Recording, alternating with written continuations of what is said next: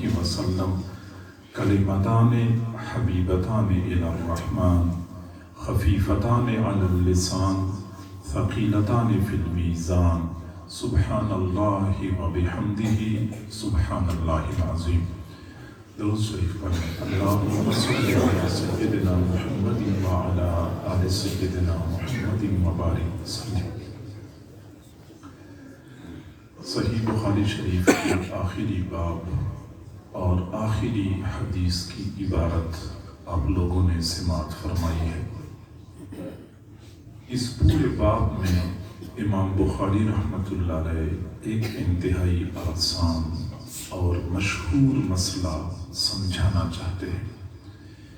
مسئلہ یہ ہے کہ قیامت کے دن اللہ تعالیٰ میزان کا ترازو قائم کریں گے اور اس میں بندوں کے اعمال تولے جائیں گے۔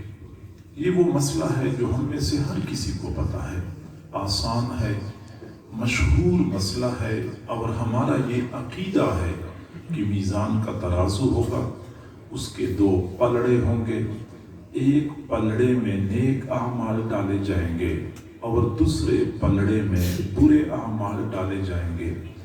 جس کا نیکیوں کا پلڑا بھاری ہو گیا وہ سعادت مند ہو جائے گا، اور جس کا برائیوں کا پلڑا بھاری ہو گیا تو وہ شقی اور بدبخت بن جائے گا۔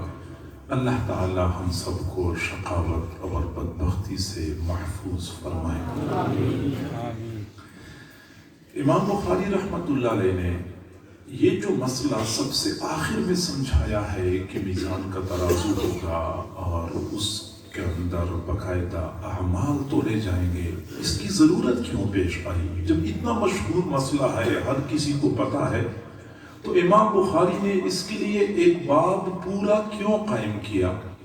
تو اس کا جواب یہ ہے کہ دراصل اس زمانے میں ایک فرقہ تھا جس کا نام معتزلہ تھا۔ معتزلہ فرقہ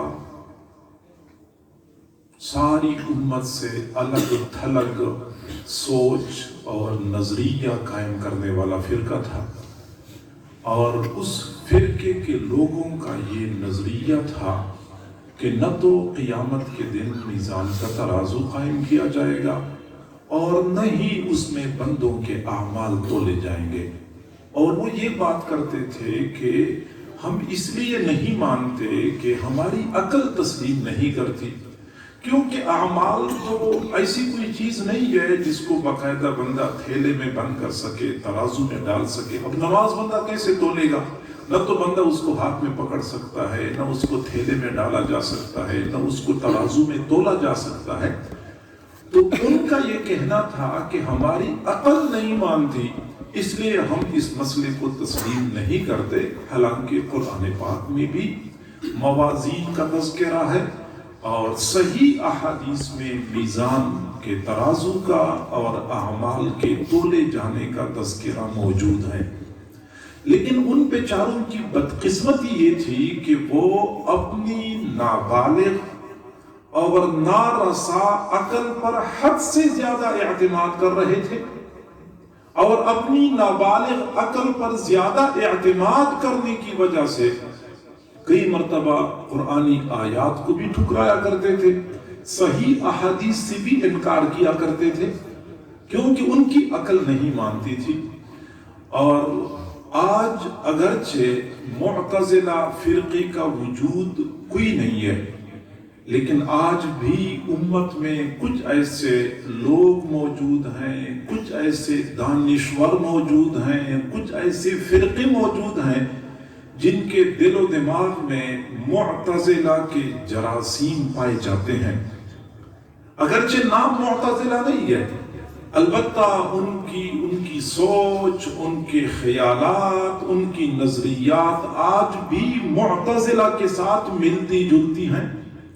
آج بھی کئی سارے ایسے لوگ ہیں جو بڑے دانشور بنے پھرتے ہیں اور اپنے آپ کو عقل کل سمجھتے ہیں، 14 صدیوں سے مسلمہ مسائل کا اس لیے انکار کرتے ہیں کہ ان کی عقل نہیں مانتی۔ آج بھی کئی سارے ایسے دانشور اور ایسے مفکرین موجود ہیں جو 14 صدیوں سے امت کے علماء کے درمیان متفقن علیہ مسائل کا انکار کرتے ہیں، کیونکہ تنہا پروازی اور ساری دنیا سے الگ تھلگ سوچ قائم کرنا ان کو بڑا پسند ہوتا ہے۔ چنانچہ آپ لوگ یہ سوشل میڈیا نے تو بہت کچھ کھول دیا ہے ہمارے لیے، کتنے سارے ایسے دانشور ہیں کہ جو آرام سے انکار کرتے ہیں اس مسئلے کا جو مسئلہ 14 صدیوں سے امت کے تمام علماء فقہا کے درمیان متفقن علیہ رہا ہے، اور ان کا یہ دعویٰ ہوتا ہے کہ 14 صدیوں سے کوئی بندہ دین کو صحیح طریقے سے سمجھ ہی نہیں سکا ہے۔ آج میں وہ واحد بندہ ہوں جو دین کو صحیح سمجھ سکا ہوں، اور میں ہی دین کی صحیح تصویر لوگوں کے سامنے پیش کر رہا ہوں۔ بیچارے خود بھی سیدھے راستے سے بھٹکے ہوئے ہوتے ہیں، دوسروں کو بھی گمراہ کر رہے ہوتے ہیں، اور ان بیچاروں کا اپنا مبلغ علم اتنا ہے کہ ان سے پوچھے کہ آپ کی استاد کون ہے جن سے آپ نے یہ علم حاصل کیا ہے، تو بیچاروں کو استاد کوئی نہیں ہوتا۔ استاد کے بغیر فقط شخصی اور ذاتی مطالعے کی بنیاد پہ اپنا ایک الگ مسلک، ایک الگ نقطہ نظر قائم کرتے ہیں، اور پوری امت مسلمہ کے سارے علماء اور سارے اہل علم حضرات کی تردید کر رہے ہوتے ہیں۔ نہ صرف یہ کہ تردید کرتے ہیں، بلکہ موقع بموقع اس بات کا اظہار کر رہے ہوتے ہیں کہ مولوی لوگ تم سے صحیح مسائل چھپاتے ہیں، تمہیں مولوی لوگ صحیح مسائل بتاتے نہیں ہیں، اور اصل مسائل تو میں آپ کے سامنے پیش کر رہا ہوں، میں ہی کتابی بندہ ہوں اور میں ہی اصل کتابوں کو سمجھنے والا ہوں۔ صحیح بخاری شریف کی روایت ہے، انما العلم بالتعلم، علم وہ ہوتا ہے جو باقاعدہ استادوں سے سیکھا جاتا ہے۔ بخاری شریف کی روایت ہے، انما العلم بالتعلم، علم وہ ہوتا ہے جو باقاعدہ بندہ اپنے استاد سے سیکھتا ہے۔ الحمدللہ میں بتا سکتا ہوں کہ میں نے اپنی تمام تر کتابیں کون کون سے استاد سے پڑھی ہیں، اور پھر یہ بھی بتا سکتا ہوں کہ میرے استادوں کے استاد کون تھے، پھر ان کے استاد کون تھے، پھر ان کے استاد کون تھے۔ حضور صلی اللہ علیہ وسلم کی ذات تک متصل سند کے ساتھ یہ سلسلہ پہنچایا جا سکتا ہے، اور علم وہی ہوتا ہے جو باقاعدہ متصل سند کے ساتھ ہم تک پہنچا ہوا ہو۔ وہ بیچارہ کیا علم رکھتا ہوگا اور اس کے علم پر کیا اعتماد کیا جا سکے گا کہ جس کو اپنے استاد کا پتہ نہیں، بلکہ استاد ہے نہیں، اگر استاد ہے تو استاد کا استاد نہیں ہے۔ ہمارے حضرت جی دامت برکاتہم العالیہ ایک عجیب مثال سے بات سمجھاتے ہیں کہ جو آم کے درخت ہوتے ہیں یہ مختلف قسم کے ہوتے ہیں، مختلف نسلیں ہوتی ہیں، تو ہر درخت کے آم اور پھل کو الگ رکھا جاتا ہے، باقاعدہ کارٹن کے اوپر لکھا جاتا ہے کہ فلاں قسم کا آم ہے اور یہ فلاں قسم کا ہے۔ لیکن کئی مرتبہ باغ میں مختلف پھل گر چکے ہوتے ہیں اور مختلف درختوں کے ہوتے ہیں، تو وہ سارے اکٹھے کیے جاتے ہیں، اس کو کہتے ہیں ٹپکے کا آم ہے۔ ٹپکے کا معنی یہ ہے کہ اس کی نسل کا پتہ نہیں ہے۔ میں یہ کہہ سکتا ہوں کہ بہت سارے ایسے دانشور ہوتے ہیں جو ٹپکے کے آم کی طرح ہوتے ہیں، نہیں پتا ہوتا کہ ان کے پاس ورود کہاں سے ہو رہا ہے اور کہاں سے ان کو القاء کیا جا رہا ہے۔ تو لہٰذا ایسے مفکرین اور ایسے دانشور جو بظاہر بڑے فالوورز رکھتے ہیں اور بڑے ان کے فینز ہوتے ہیں، جبکہ حقیقت میں بیچارے خود بھی راہ راست سے بھٹکے ہوئے ہوتے ہیں اور دوسروں کو بھی بھٹکا رہے ہوتے ہیں۔ اور میں آپ کو کسی بھی بندے کی حقانیت یا باطل ہونے کی پہچان بتاتا ہوں آسان الفاظ میں۔ وہ مفکر، وہ دانشور، وہ فلاسفر جو دین کی ترویج و اشاعت کا کام کرتا ہے اور وہ خود بھی علماء کا معترف ہوتا ہے، علماء کا قدردان ہوتا ہے اور لوگوں کو بھی علماء سے جوڑتا ہے، تو سمجھ لے کہ یہ بندہ صحیح ہے اور سیدھے راستے پہ چلنے والا ہے۔ اور جب بھی کسی دانشور نے علماء کی ناقدری کی یا لوگوں کو علماء سے توڑنے کی کوشش کی یا لوگوں کو علماء کے بارے میں بدگمان کرنے کی کوشش کرتا ہے تو سمجھ لو کہ یہ راستے سے بھٹکا ہوا ہے. لہٰذا آپ ان لوگوں کو دیکھیں گے ہر دوسری بات پہ کہیں گے مولویوں کو کیا پتا اور علماء کو کیا پتا اور اصل علم تو میرے پاس ہے.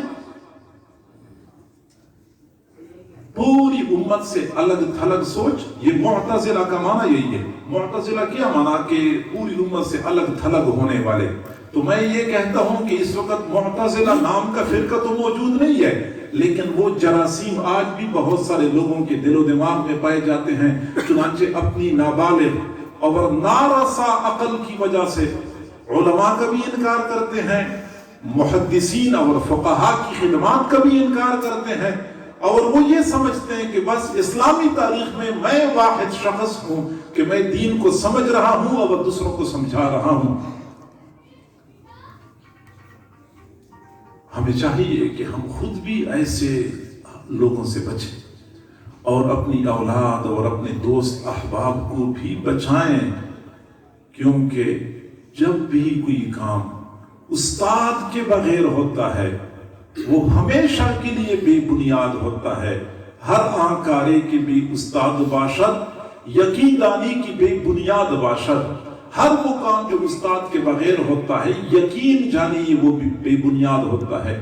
اور یہ شخصی مطالعہ اور خود کتابیں پڑھ کے بندہ دانشور بنتا ہے, یہ صرف دین کے سلسلے میں لوگ اس کو قبول کرتے ہیں, ورنہ کسی بھی شعبے میں فقط شخصی مطالعے کی بنیاد پہ کسی بندے کی مہارت تسلیم نہیں کی جاتی. ایک بندہ ہے جس نے شخصی مطالعہ کیا اور میڈیکل کی کتابیں پڑھ لی, باقاعدہ استادوں سے اس کو شاگردی کا شرف حاصل نہیں ہے, کوئی بندہ اس کو ڈاکٹر تسلیم نہیں کرے گا.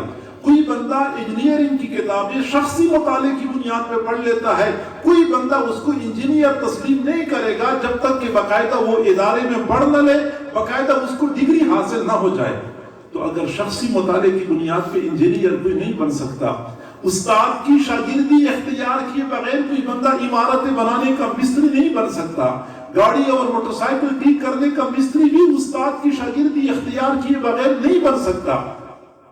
تو پھر دین اسلام کا اتنا حساس اور نازک معاملہ, قرآن و حدیث کو سمجھنے کا اتنا حساس اور نازک معاملہ, اور آرام سے کوئی بندہ دعویٰ کرتا ہے کہ میں نے خود ہی مطالعہ کیا ہے اور شخصی مطالعے کی بنیاد پہ میں نے یہ سارا علم حاصل کیا ہے. یہ خام خیالی ہے, یہ غلط فہمی ہے, ہمیں اس کے بارے میں سوچنا چاہیے. آپ اندازہ لگا سکتے ہیں حضرات صحابہ کرام رضوان اللہ علیہم اجمعین جو حضور صلی اللہ علیہ وسلم کے براہ راست شاگرد تھے, آپ صلی اللہ علیہ وسلم کے فیض یافتہ تھے. قرآن اور احادیث کو ان سے بہتر جاننے والا دنیا میں کوئی اور نہیں ہو سکتا کہ کسی کو قرآن کے بارے میں صحابہ سے زیادہ علم ہو, کسی کے پاس احادیث کے بارے میں صحابہ سے زیادہ علم ہو ہی نہیں سکتا. اور بخاری شریف کی متعدد روایات ایسی ہیں جو بتاتی ہیں کہ باقاعدہ حضرات صحابہ کرام کو قرآن کے سمجھنے میں مغالطہ ہوا, پھر باقاعدہ حضور صلی اللہ علیہ وسلم کی طرف رجوع کر لیا, پھر آپ صلی اللہ علیہ وسلم نے ان کی رہنمائی کر لی.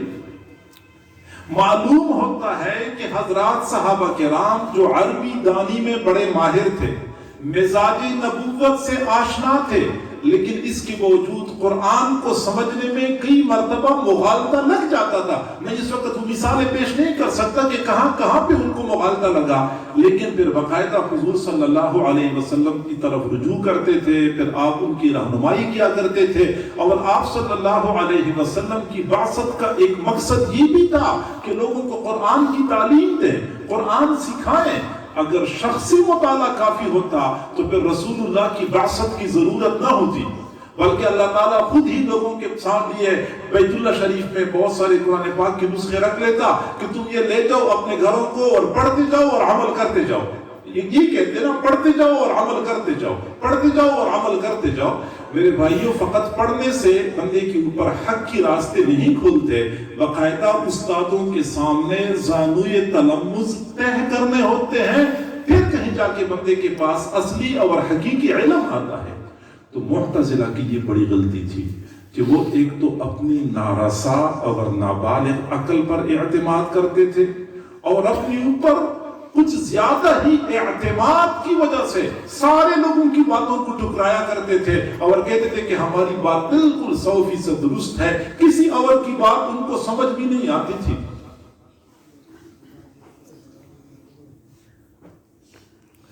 آج سے تقریباً 8-10 سال پہلے کی بات ہے، شاید اس سے بھی زیادہ عرصہ ہو چکا ہو، جب میں ایک ڈاکٹر صاحب ہیں، وہ میرے پاس روزانہ قرآن پاک کی کسی آیت کا ترجمہ فون پہ میسج کے ذریعے بھیجتے تھے، اور ڈاکٹر صاحب کا یہ کہنا تھا کہ میں آپ کے پاس اس لیے بھیج رہا ہوں کہ آپ اس کی تصحیح کر لیا کریں، چونکہ میں نے آگے دوستوں کو یہ آیات کا ترجمہ بھیجنا ہوتا ہے تاکہ باقی دوست بھی قرآن پاک کی کا ترجمہ سمجھ لیں اور سیکھ لیں۔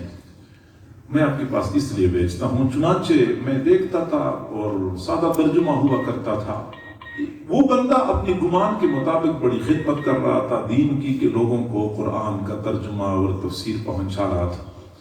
ایک مرتبہ اس نے میرے پاس ایک میسج بھیجا، اس میں لکھا ہوا تھا ایک غلط فہمی کا ازالہ، یہ عنوان تھا، ایک غلط فہمی کا ازالہ۔ پھر اس میں لکھا ہوا تھا کہ قرآن اور احادیث میں جہاں لفظ قلب استعمال ہو چکا ہے، لوگ اس کا معنی دل کرتے ہیں، حالانکہ یہ معنی غلط ہے، اس کا اصل معنی دماغ ہے۔ ہم کہتے ہیں نا فلاں ڈاکٹر ماہر امراض قلب، تو قلب کہتے ہیں دل کو، دل کے امراض کا ماہر، لیکن اس کا یہ کہنا تھا کہ نہیں، قلب کا معنی دل نہیں ہے بلکہ قلب کا معنی دماغ ہے۔ جب اس نے میسج میرے پاس بھیجا تو میں نے فون کیا، میں نے کہا ڈاکٹر صاحب یہ کیا؟ کہنے لگا جی میں تو نہیں کہہ رہا حضرت، یہ تو ایک بہت بڑے سکالر ہیں، وہ یہ بات کرتے ہیں کہ قلب کا معنی دماغ ہے، دل نہیں ہے۔ تو میں نے پوچھا کہ وجہ کیا بنی ہے؟ 14 صدیوں سے ہم قلب کا معنی دل کرتے چلے آ رہے ہیں، اب کیا مجبوری بن گئی کہ ہم نے قلب کا معنی دماغ کر لیا؟ تو اس نے کہا کہ اصل بات یہ ہے کہ قرآن و حدیث میں جہاں بجا آیا ہوا ہے کہ انسانی جسم کو قلب کنٹرول کرتا ہے، جیسے کہ حدیث میں ہے کہ بندے کی دل صحیح ہو جاتا ہے تو آنکھوں کا دیکھنا صحیح ہو جاتا ہے، زبان کا بولنا صحیح ہو جاتا ہے، کان کا سننا صحیح ہو جاتا ہے۔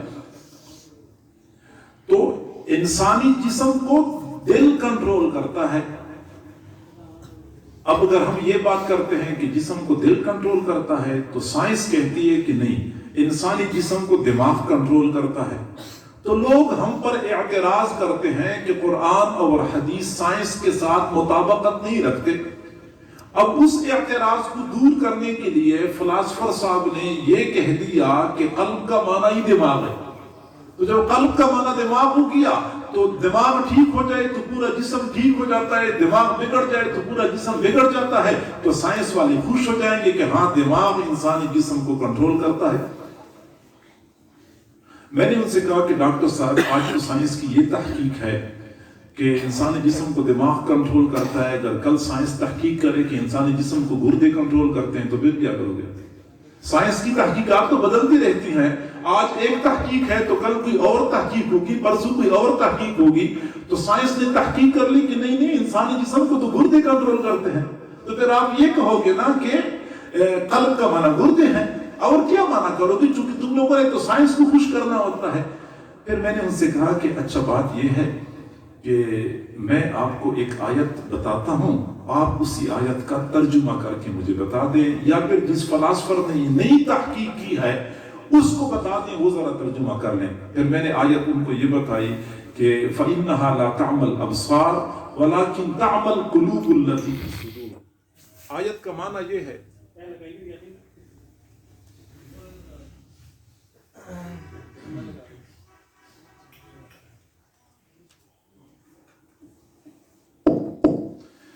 اب آیت کا معنی یہ ہے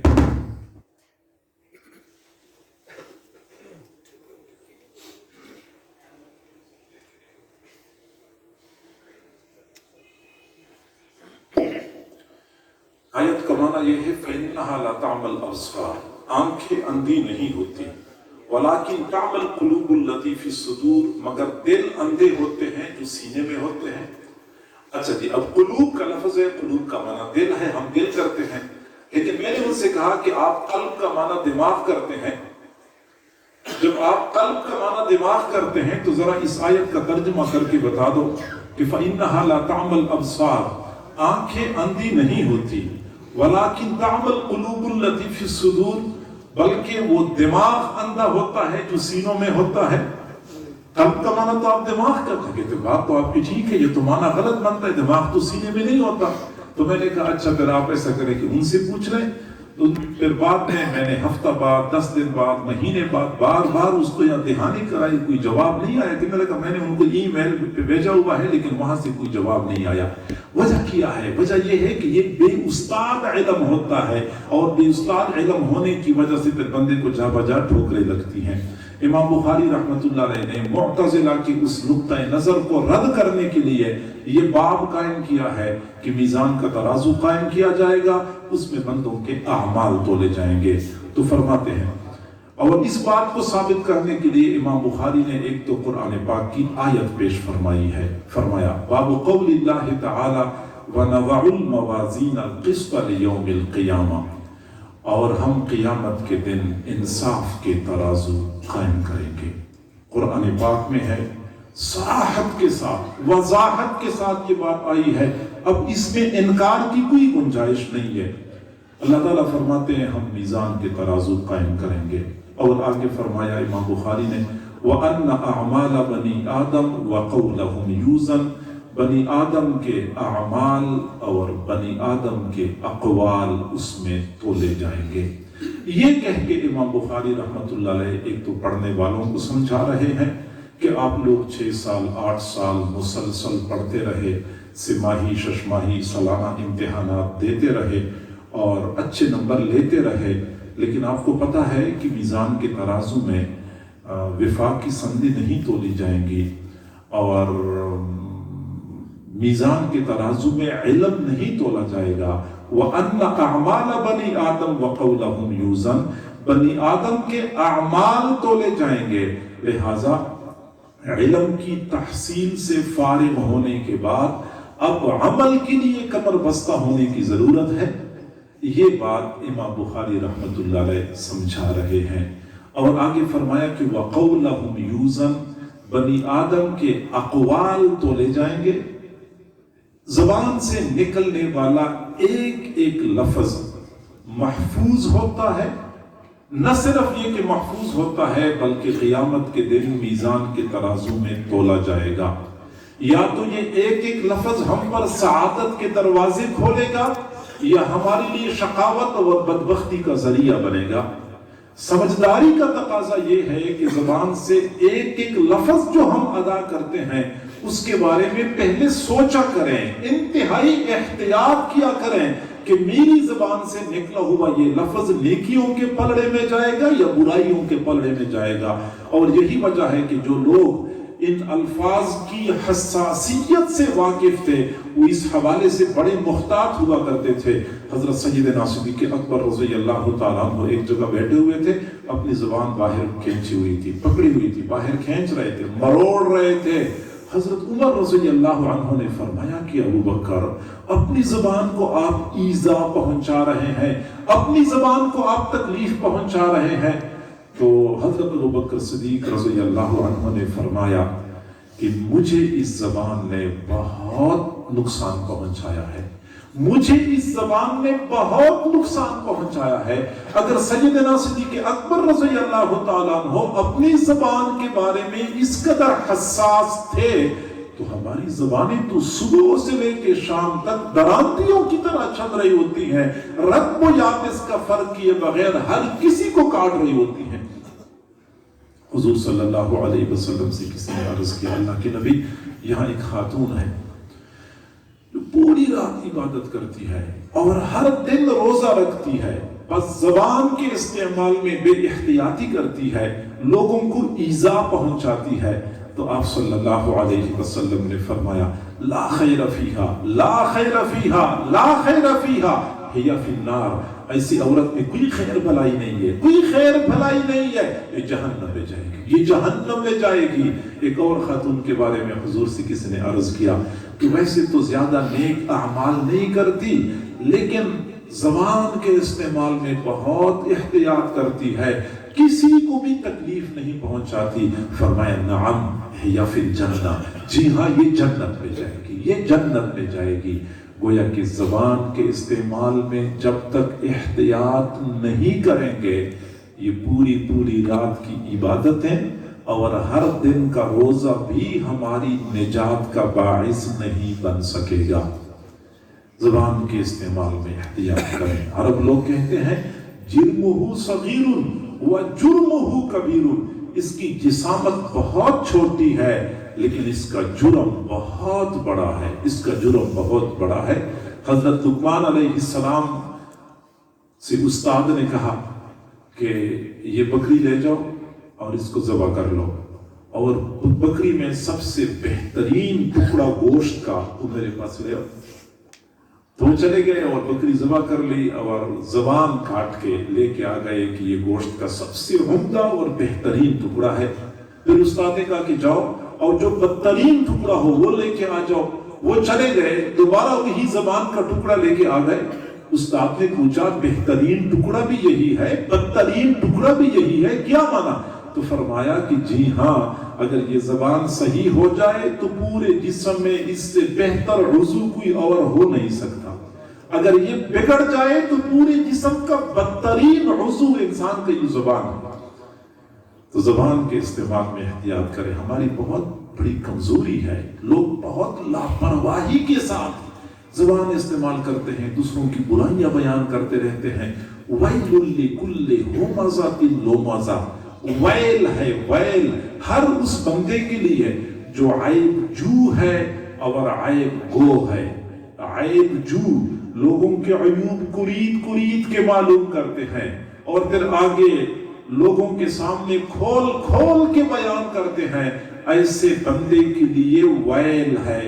اور ویل کیا چیز ہے؟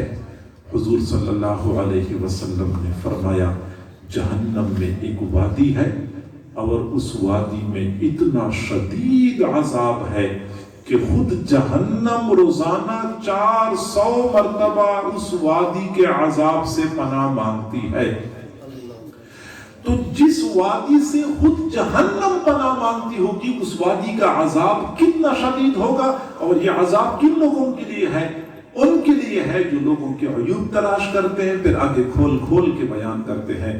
مرد حضرات بھی بے احتیاطی کرتے ہیں، لیکن خواتین کا معاملہ اس حوالے سے انتہائی حد تک ناگفتگو ہے۔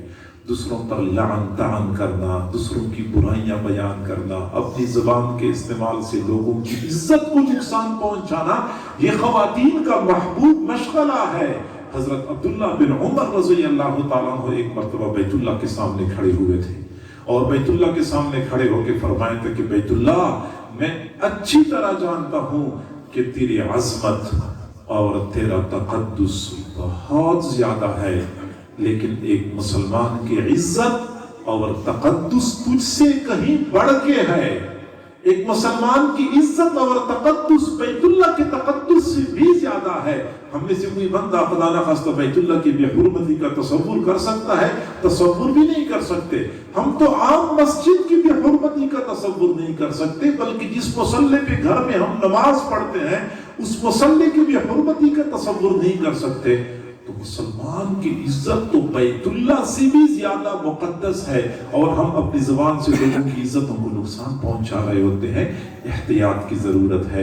امام بخاری رحمۃ اللہ علیہ یہی بات سمجھا رہے ہیں کہ وَأَنَّ أَعْمَالَ بَنِي آدم وَقَوْلَهُمْ يُوزَنُ، بنی آدم کے اعمال اور ان کے اقوال تولے جائیں گے۔ ایک تو امام بخاری نے یہ آیت پیش کی ہے، آگے حدیث ہے جو حضرت ابو ہریرہ رضی اللہ تعالی عنہ سے مروی ہے کہ حضور صلی اللہ علیہ وسلم نے فرمایا کلمتان حبیبتان الی الرحمن، دو کلمے ہیں، کلمتان دو کلمے ہیں، حبیبتان الی الرحمن جو رحمان کو بہت پسند ہیں، خفیفتان علی اللسان زبان پہ بہت ہلکے ہیں، یعنی ادا کرنا بہت آسان ہے۔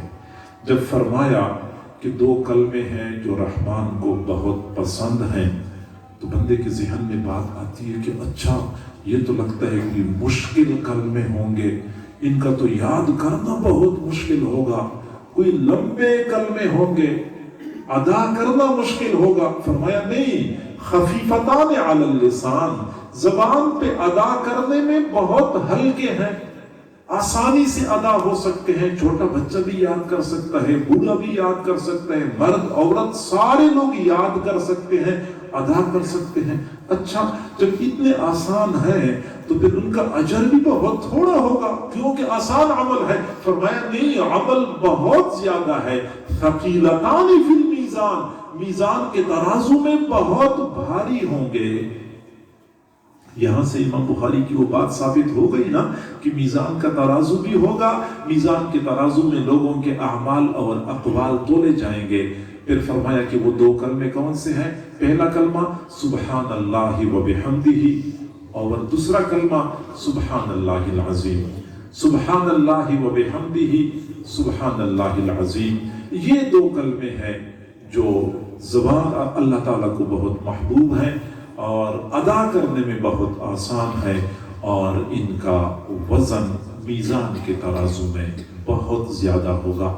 हमें चाहिए कि हम इन कलिमात को याद करें और बार बार पढ़ते रहें। सुबहान अल्लाहि व बिहम्दिही, सुबहान अल्लाहिल अज़ीम, सुबहान अल्लाहि व बिहम्दिही, सुबहान अल्लाहिल अज़ीम। इंतहाई खुशी की बात है कि आपकी इसी इदारे में माशाअल्लाह एक मरतबा फिर दौरे हदीस का साल तकमील तक पहुंचा।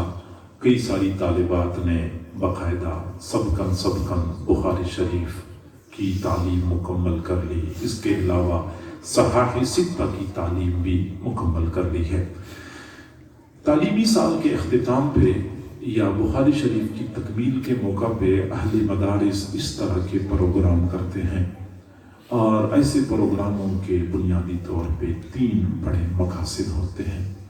पहला मकसद तो ये होता है कि जिन लोगों ने 6 साल 8 साल मेहनत की है तो उनकी हौसला अफजाई के लिए, उनके एजाज के लिए ऐसे मजालिस कायम किए जाते हैं, क्योंकि उन हुफ़ाज़, उलमा और आलिमात का एजाज और उनकी ताज़ीम सिर्फ इस दुनिया में नहीं बल्कि क़यामत के दिन भी ताज पूशी की सूरत में की जाएगी, बल्कि उनके वालिदैन की ताज पूशी की जाएगी।